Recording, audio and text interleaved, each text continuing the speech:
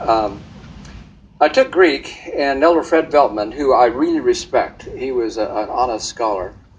One of the translations was Ephesians 2, 8 and 9 and so on. And I went to him after class and I said, Fred, I said, this, or Elder Veltman I called it, I said, this can't be right because Ellen White says we don't know we're saved. How can we know we're saved? Because we don't know we're going to be faithful. And our name hasn't come up in judgment. I said, is there possibly a manuscript somewhere that might have a variant reading that would read different than this?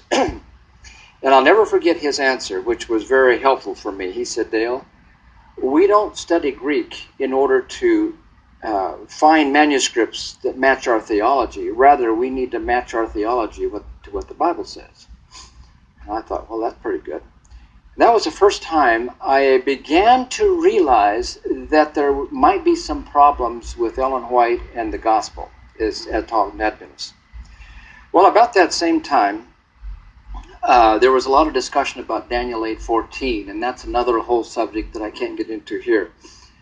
But that was the you might say the central pillar of the beginning Adventist movement from William Miller and so on.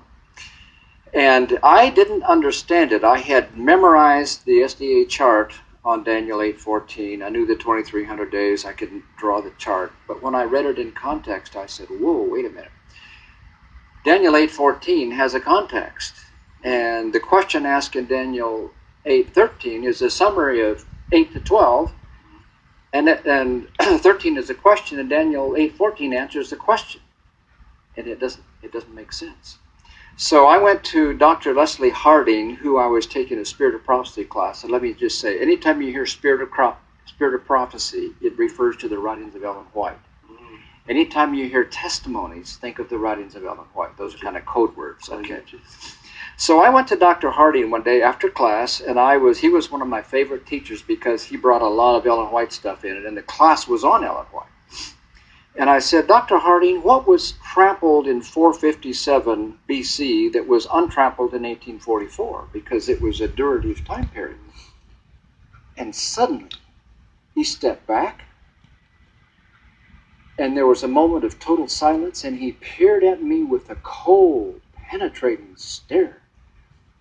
His demeanor totally changed. I'd never seen him like that before. And I didn't know he just continued to stare at me, and pretty soon he said, Dale, aren't you studying for the ministry?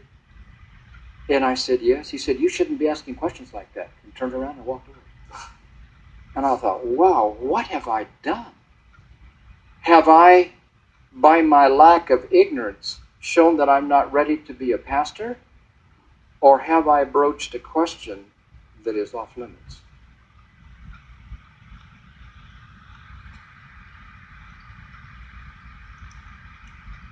That is approximately the time that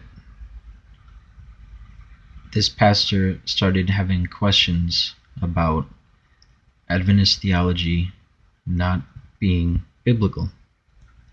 And much of the Clear Word Bible, and I have not read the entire Clear Word Bible, however, it seems the parts of the Clear Word Bible that have been changed are the parts that need to fit Adventist theology, which, as this pastor was discovering, is not biblical.